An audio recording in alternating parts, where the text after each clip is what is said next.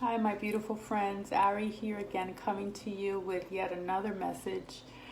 I wanted to come on here again because a certain meme came across my feed the other day, about 2 days ago, and I normally don't respond to things that I see on social media, but this particular meme kind of made me sad and had me feeling some type of way.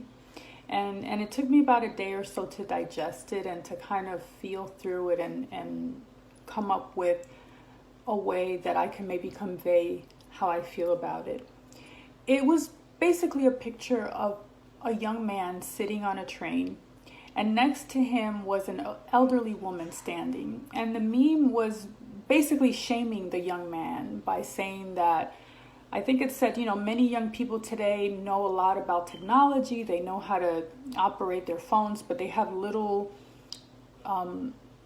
morals and no values, implying that if he had values, the elderly woman would not have been standing up. And so now I had so many feelings about this, because the power of the internet is such that obviously this meme had thousands of likes.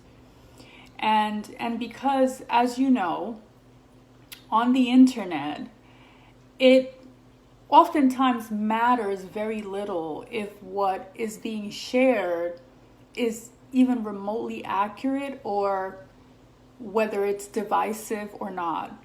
The sole measure of truth as far as the internet world is concerned is strictly how many likes or how many shares something gets.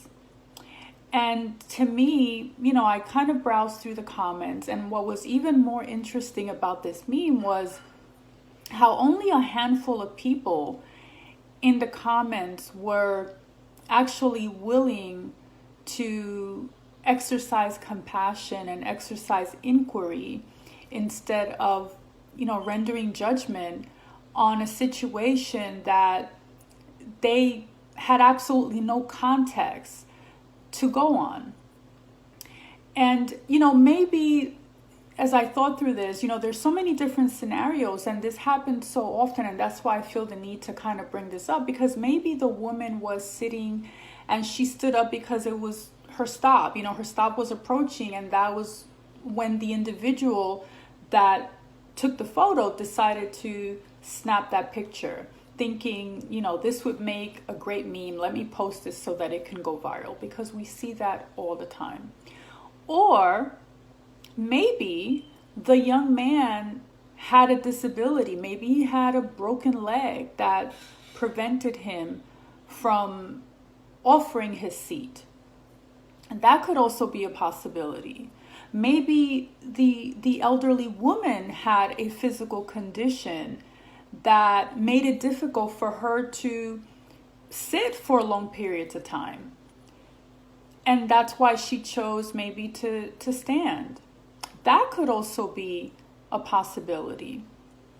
Or maybe, and here's a novel thought, just maybe he did offer his seat and she respectfully declined. She chose to stand. And so the person that took that photo, decided to shame this young man. In my mind, wouldn't it be better for this individual, whether it was a woman or a man, to offer the elderly person her seat or his seat?